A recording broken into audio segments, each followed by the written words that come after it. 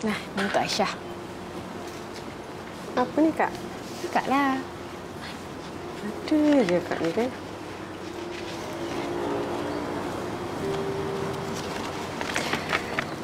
Akak tak tahu nak bagi apa. Tak tahu nak hadiahkan apa. Tu yang akak bagi ni. Kak ni kenapa Kak bagi ni? Malulah Aisyah. Nak malu apa? Biasalah orang baru berkahwin nak pergi honeymoon.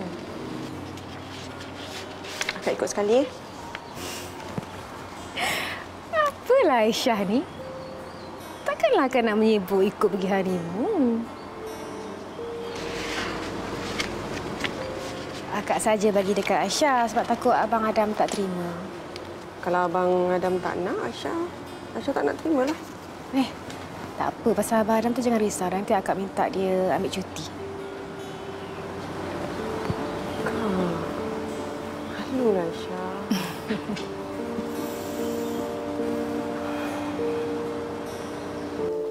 Mak. Adam. Adam balik tidur sini ya? Tak. Adam nak hantar barang Aisyah je. Tadi Nuhan telefon suruh datang ambil. Tak apalah. Ni, Mak pergi dapur kejap. Duduk dulu. Janganlah balik terus. Ya?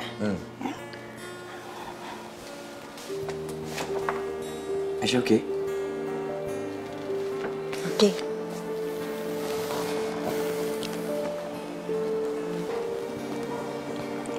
Bang,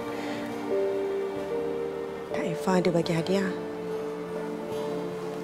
Dia bagi hadiah apa? Voucher hotel. Dia suruh kita pergi honeymoon.